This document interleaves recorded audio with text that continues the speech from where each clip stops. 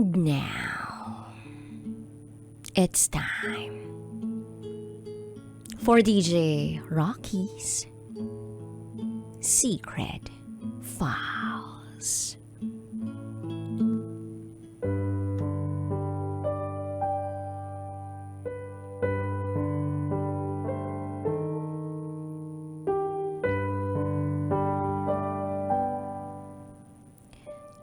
Pokpok ako, pero pinakasalan pa rin ako. Hi DJ Raqi. Itago mo ako sa pangalang Rebecca. 27 years old. At ito, ang aking secret file. High school pa lang ako. Gusto ko nang kumita ng pera para matulungan ko yung mga magulang ko. Yung tatay ko nag-abroad pero TNT kasi ayaw pa niya umuwi. 13 years siya sa abroad. Walang uwian. Kaya minsan lang magpadala kasi nga mahirap makalabas. Si mama naman, nagtitinda ng almusal tuwing umaga sa harap ng bahay namin para makatulong sa pang-araw-araw. 3 kami magkakapatid. Ako ang pangalawa. Lahat kami nag-aral sa Makati. Pero taga Batangas talaga kami. Tuwing bakasyon lang kami umuwi. Kasi gusto ni tatay, sa Manila kami mag-aral. Nung first year high school ako, kinuha ako ng tita ko para makapagbantay ng tindahan nila. Babayaran daw nila ako. Kaya ayun, nagkakabaon ako pagpasok. Sa katunayan, sila na ang nagpapaaral sa akin. Parang ang kinalabasan ay naging kasambahay nila ako. Stay in ako sa kanila. Minsan lang ako umuwi sa amin. One day, yung asawa ng tita ko, palagi niyang hinahawi yung buhok ko. Siyempre ako bata pa. Akala ko natutuwa lang sa akin. Pero habang tumatagal, binibigyan niya ako ng pera para halikan siya sa labi. Para sa akin normal lang. Tito ko naman siya eh. Asawa naman siya ng tita ko na kapatid ng tatay ko.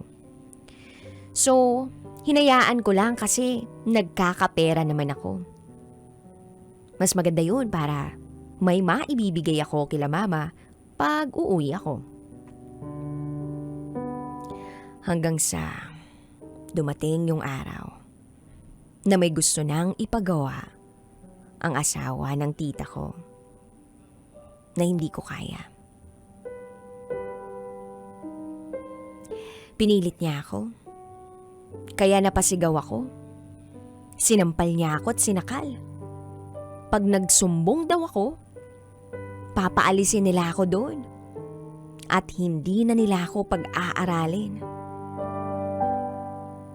Ako naman wala akong pake. Kahit hindi ako mag-aral, basta ayoko na doon sa bahay na yun. Nagsabi ako sa tita ko na uuwi na ako. Humayag naman siya. Walang nakakaalam sa nangyari. Kahit hanggang ngayon, nawala na ang tito ko, wala pa rin nakakaalam. Umuwi ako sa amin, pinagpatuloy ko ang pag-aaral ko. Pero kailangan namin magdoble kayod. Tumulong ako kay mama, nagtitinda ako sa school namin ng mga sari-sari. Para may pampamasahe ako kinabukasan. Hanggang sa tapos na ang school year. Habang bakasyon naman, nagtinda pa rin ako ng kung ano-ano. Halo-halo, fishball, lahat ng pwedeng itinda. Ititinda ko. Hanggang sa nakaipon ako, naka-enroll ng second year high school. At dahil sa Makati kami nag-aaral, libre lahat. Miscellaneous lang ang kailangang bayaran. 400 pesos. Pamasahe na lang talaga. At baon ang problema. Kasi libre naman ang lahat eh. Uniform, notebooks, papers, ultimong ballpens, libre. Kaya ayun, Nag-aral ako ng mabuti. School, bahay. Ganun lang ako. Hanggang sa nakilala ko si John, classmate ko. May motor siya. Tapos, magkalapit lang kami ng bahay. Kaya palagi kaming sabay pumasok at umuwi. Okay yun kasi libre na ako ng pamasahe. Tapos minsan nga, sobrang aga niya sa bahay. Siya na rin ang gigising sa akin sa umaga. Hindi ko siya type nun pero nililigawan niya ako. Kaya hindi nagtagal, sinagot ko rin siya. Kasi alam niyo kung bakit? Binibigyan niya ako ng pera at palagi niya akong nililibre sa kantin. Kaya ako siya sinagot. Pero walang nangyayari sa amin. Kasi takot siya sa akin As in takot. Alam mo yung wala siyang kapatid na babae, kaya sabi ko sa kanya, pag nakita kong kumausap ka ng babae, hihiwalayan kita. Except sa nanay mo at nanay ko. Umuo siya. Kaya nung nakita ko, nakausap niya yung kaklase namin na babae, todo paliwanag siya sa akin. Wala. Nakipaghiwalay na ako sa kanya. Pero, hinahatid pa rin niya ako. Kasi alam naman niya ang sitwasyon ko. Hanggang matapos ang school year. Ganun uli ang ginawa naming magkakapatid. Tinda uli ng bakasyon. Ipon. Hanggang sa pasukan, 3rd year na ako. Hindi na kami mag-classmate ni John. Kaya may bago na akong target. Ha ha ha. Evil laugh. Nilandi ko siya habang nagtuturo. Yes, DJ Raqi. Teacher ko siya. Siya naman may kasalanan Lagi niya akong kinikindatan. Kaya sabi ko sa isip ko, sige, kahit hindi pera ang ibigay sa akin ito, basta ipasa niya lang ako. Kaya yun, after exam namin, after niya i-check ang mga test paper namin, nakita ko, nakasulat yung number niya sa likod. Nakalagay, text me. Di tinext ko siya. Sabi ko, hi. Sumagot naman si teacher ng, hello, buti nag-text ka. Reply naman ako ng, sabi mo i-text kita And then nag-reply siya ng, oo nga, gusto mo mag-coffee sa labas ng school? Sunduin kita, basta sa malayo sa school. Then nag-reply naman ako ng, okay, basta ipapasa mo ako ha. Hanggang sa palagi na niya akong sinusundo sa may Makati Avenue. Puro inom kami. Pero walang nangyayari. Hindi ko kasi siya bet. Pag pinilit niya ako, ipagkakalat ko yung text niya. Kaya hindi siya namimilit. Ganon kami every Saturday night. Hanggang sa matapos ang school year. Back again to the ball game. Bakasyon na naman. Palagi lang namin pinag-iipunan yung pang miscellaneous naming tatlo. 1st year ang bunso namin, ako 4th year. Ang ate ko 2nd year college na. Kaya doble kayod si mama. Nung 4th year ako, nag-improve ako. Nagka-boyfriend ako. At siya si Richard. Yung gusto ko talaga, itong taong to Pero, kung yung iba, silang nagmo-move sa akin, kay Richard, ako ang nag-first move. O diba? Landi talaga, no? Pero, wala akong balak perahan siya. In love ako sa kanya noon. Kaya, ibinigay ko sa kanya ang matagal nang hinihingi ng ibang lalaki sa akin. Nagtagal kami. At ayun, okay naman, 1st year. Almost 1 year actually. Buong school year. Sobrang sweet ko sa kanya. Ganon din siya sa akin. Hanggang sa graduation na. Iyak ako ng iyak kasi uuwi na kami sa Batangas. Doon na kami mag-college lahat. Di magiging LDR kami ni Richard. Pero okay lang. Kaya ko namang lumuwas. Pero yung lokong yun, wala pang 3 months kami sa Batangas. Pinuntahan ko sa kanila. May kasama ng ibang babae. Siyempre, masakit sa akin kasi sa kanya ko binigay yung pagkababae ko eh. Kaya umuwi na lang ako sa Batangas at hindi na lumuwas. Hinsan na lang. So fast forward, first year college ako. Nag-enroll kami kahit hindi na ganun karami ang pera namin. Sabay kami ni ate. Kaya nung kalagitnaan ng school year, huminto ako. Sabi ko kay mama, magtatrabaho ako. Pagtapusin muna natin sila ate at bunso. Pumayag naman si mama. Tapos nagtrabaho ako sa Tagaytay. Cashier sa supermarket. Ang daming turista doon. Kaya pag break ko, sa labas lang ako tapos nagpapahangin lang. Ang daming afam na nandun.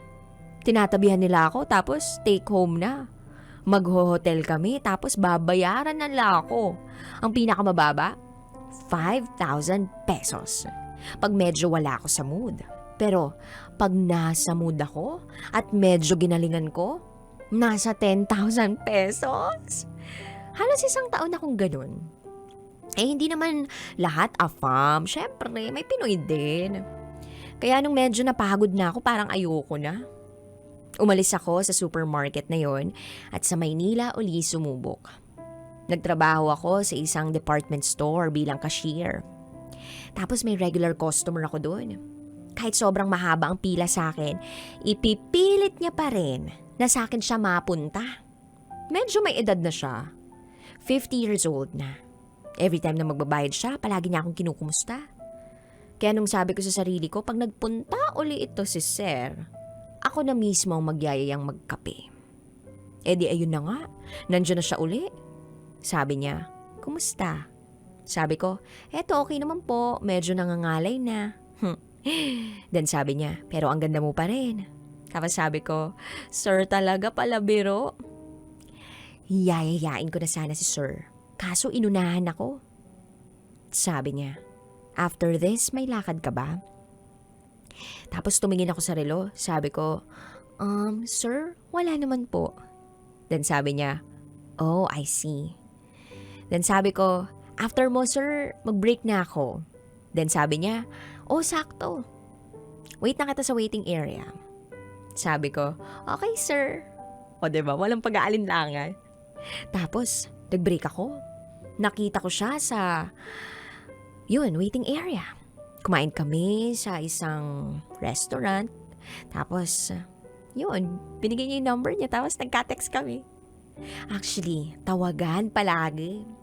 Tapos, pag rest day ko, lagi kami magkasama. Hanggang sa tumagal ng ganon. Umabot sa puntong, gusto na niya akong mag-resign. At uupahan niya ako ng isang bahay. At dun na lang ako tumira. Siya na rin ang nagpapadala sa mama ko para sa pang-tuition ng mga kapatid ko. Nasa bahay lang ako, inaasikaso siya. Yes, may asawa siya at mga anak. Kaya nga tinatago niya ako eh. Tapos pinag-aaral niya ako sa Tagaytay. Take note, hatid sundo yun ha. From QC to Tagaytay. Balikan yun. Buong SEM ko, ganun, first year college. Tapos, pag nagustuhan kong umuwi sa amin, binibigyan niya ako ng 10,000 pesos. Hinahatid niya lang ako sa boundary, tapos mag-bus na ako. 2 days lang ako palagi sa Batangas, tapos susunduin niya na ako uli sa boundary. Hindi nagtagal, inupa niya ako ng bahay sa Tagaytay. Siguro kasi nahirapan na rin siya. Kaya doon na rin siya nagstay. Hawak naman yung oras niya sa trabaho eh. Tapos nagtagal kami ng 2 taon. Sobrang saya ko. Kasi, ewan ko, mahal ko na siya eh.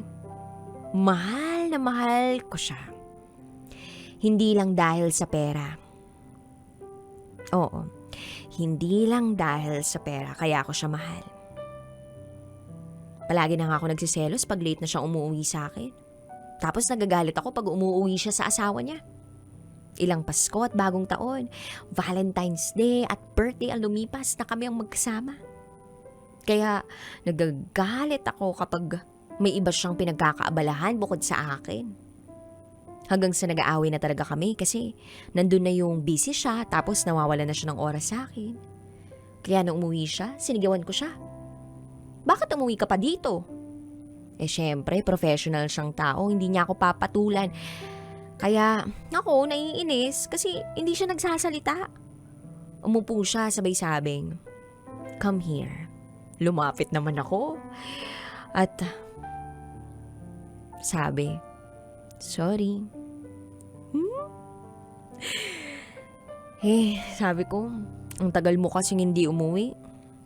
Then sabi niya, "Busy talaga be." Then sabi ko, "Sorry, nasigawan kita. Nakalimutan kong kaya pala ayaw mo umuwi sa asawa mo kasi sinisigawan ka palagi at binubungangaan. Dapat hindi ko yun ginagawa sa'yo."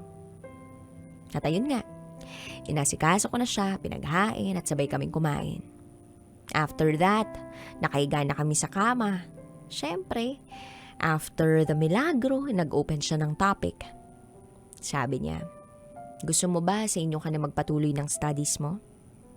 Tinanong ko bakit. Sabi niya, "Para may kasama ka sa bahay. Magiging busy na kasi ako after this month." Sabi ko, hindi naman alam ng mama ko na nag-aaral ako. Then sabi niya, di sabihin mo. I'm sure matutuwa pa sila. Umiyak ako ng parang bata pero that day, I'm 22 years old na pero parang 7 years old ako. Sabi ko, "Iiwan mo na ako, hindi mo na ba ako mahal? Pinagpalit mo na ako, no?" Then sabi niya, "No baby, gusto ko lang na may iba kang pagkaabalahan. Tapos every Friday susunduin kita sa school mo until Sunday. Magkasama tayo nun. Magstay tayo sa hotel." Sabi ko, anong sasabihin ko kila mama? Saan ako kumukuha ng pera? Then sabi niya, "Tumahimik ka lang. Kaysa mag-lie ka." Umiyak pa rin ako ng umiyak. Sakto bakasyon, pwede na ako umuwi kahit kailan ko gusto. Pero Friday nung araw na yun, kaya may Saturday at Sunday pa para makasama ko siya. Ewan ko ba pero mahal na mahal ko na siya. Handa na nga ako magpabuntis sa kanya. At alam niya rin ang nakaraan ko. Tapos Sunday Eve, hinatid niya ako sa tapat ng bahay namin. Bumaba ako, gusto ko sana siyang ipakilala kaso maraming chismosa sa labas kaya hindi na lang. Umalis na rin naman siya agad. Hindi ko alam kung anong sasabihin ko kaya ang nasabi ko na lang, "Ma, dito na ako mag-aaral." Then sabi ni mama, "Mabuti anak. Si ate mo nabuntis. Kaya napatigil si bunso sa pag-aaral." Di umiyak na naman ako. Nakapagsalita tuloy ako ng hindi maganda. "Ano ba naman kayo? Nagpapakahirap ako para sa inyo. Makapag-aral lang kayo. Sinakripisyo ko yung pag-aaral ko para makapagtapos kayo tapos nagpapuntis ka lang. Hindi ka pinanagutan. Naranasan mo na bang magtrabaho? Hindi pa ba? Ako danas na danas ko na yung hirap na kahit katawan ko kayang-kaya kong ibenta para sa inyo."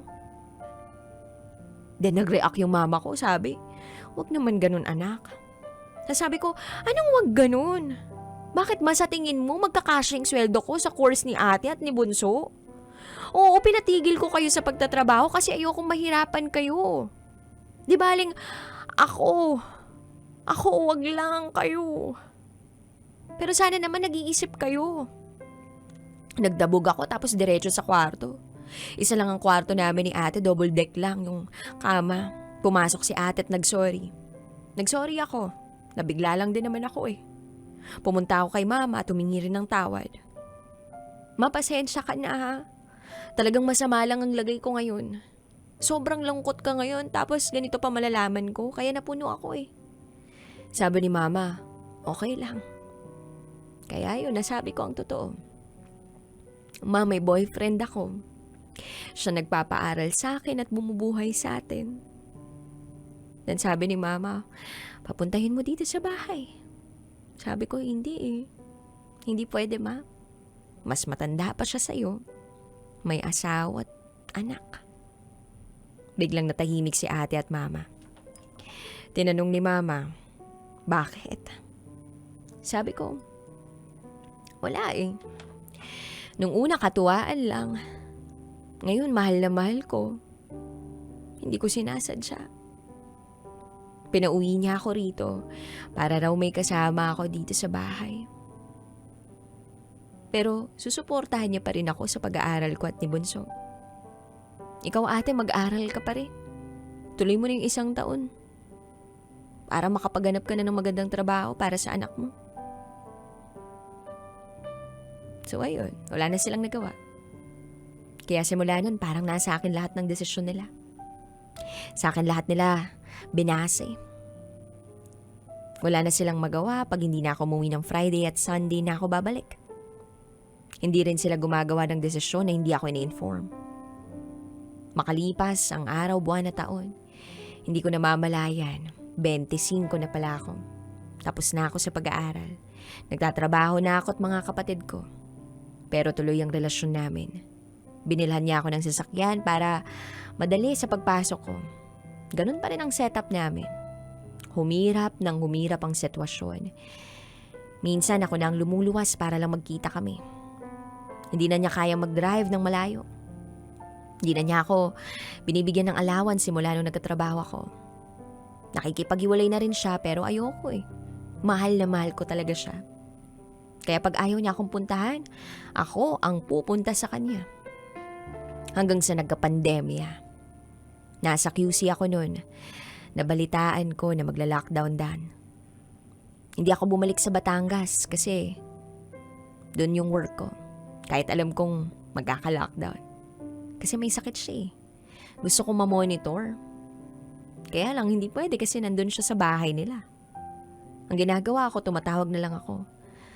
Hanggang sa nagkasakit nga siya, nagpa-swab, then positive sa COVID. Hindi ko alam kung anong gagawin ko nung araw na yun. Gustong gusto kong pumunta pero hindi pwede. Tumatawag ako. Then one time, asawa niya ang nakasagot. Alam na pala niya na may babae ang asawa niya. Nabait naman pala. Nakiusap siya sa akin na dumalaw ako sa subdivision nila. May ibibigaw daw siyang letter sa mga guard dun sa labas na papapasukin ako. Kaya walang ano-ano, nagpunta agad ako. May sasakyan naman ako, 30 minutes lang, QC naman. Nakapasok ako sa kanila. Nakita ko siya iyak ng iyak. Nakita ko asawa niya, hindi ko pinansin. Siya ang unang-una kong pinuntahan. Niyakap ko at hinalikan ko. Wala na akong pakialam kung anong mangyari sa akin. Kung patayin ako ng asawa niya sa loob ng bahay nila. Okay lang. Kitang-kita ko na hinang-hina siya. Sabi ko, babe, nandito ako. Then sabi niya, why? Sabi ko, anong why? Sabi niya, why are you here? Bawal daw kasi ako pumasok sa room niya kasi positive siya. Quarantine siya doon sa loob, bawal lumabas. Sabi ko, I don't care.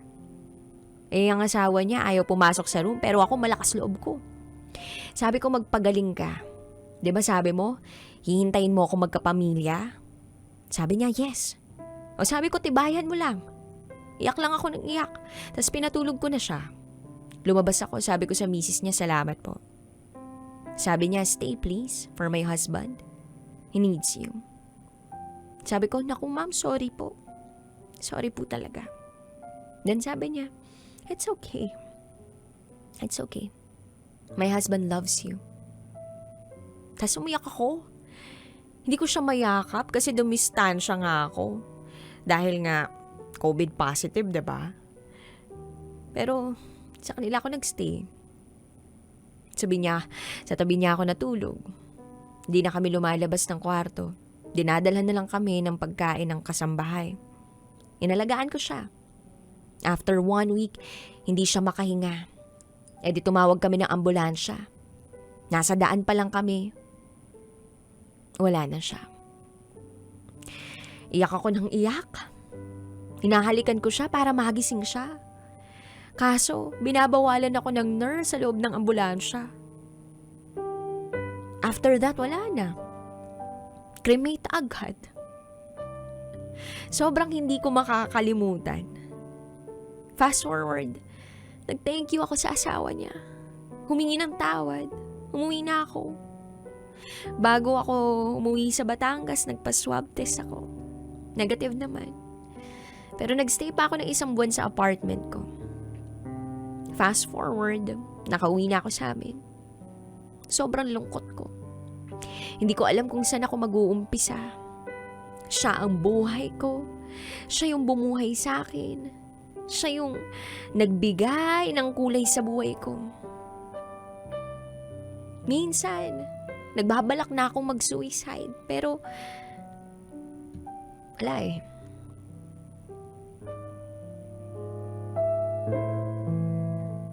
Wala. Sabi ng ate ko, tulungan mong sarili mo. Ano ka ba? Bata ka pa. Kaya yun yung ginawa ko. Tinulungan ko yung sarili ko. Fast forward 2020, may nakilala ako kaedad ko. Naging best friend ko. Siya ang laging kasama ko sa trabaho. Sinabi ko lahat ng pinagdaanan ko. Sabi ko, pokpok ako dati. Di naman niya ako hinusgahan. Hanggang sa palagi na kami magkasama. At naglakas loob siyang magtanong sa akin, pwede bang maging tayo? Sabi ko, para kang ewan. Alam mo namang nakaraan ko. Peperahan lang kita. Then sabi niya, marami ka ng pera. Hindi mo na gagawin yun. Nakuha ako sa pilit. Mayaman din. Pero sabi nga niya, hindi ko siya peperahan kasi mayaman na ako. Hindi naman ako mayaman. Pero pinahahalagahan ko lang yung binigay sa akin.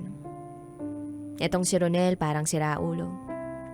2 months pa lang, niyaya na niya akong magpakasal. Parang timang. Kaya nag-yes na ako. July 6, sinagot ko siya. August 30, nag-propose siya. August 31 naman hikan sila.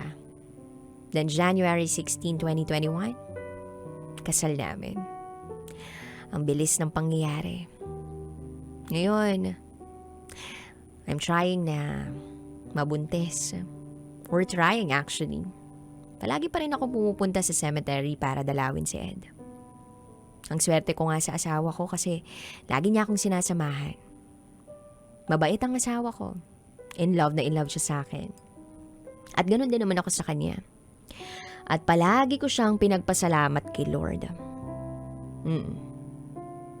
Pinagpapasalamat ko siya sa poong may kapal. Sabi ko nga, Lord, salamat po. May nawala man. Meron ka namang ibinigay. And for Ed, thank you for everything. Ayaw mo talaga akong pabayaan eh. Binigay mo na nga lahat sa akin. Kaya, susubukan kong ibigay din lahat sa'yo. Ang buhay talaga pag swertihan. Swertihan talaga, no? Pag minalas, try again. At kapag may blessing, thank you God. Pero, wag lalaki ang ulo. Hanggang dito na lang po ang kwento ko.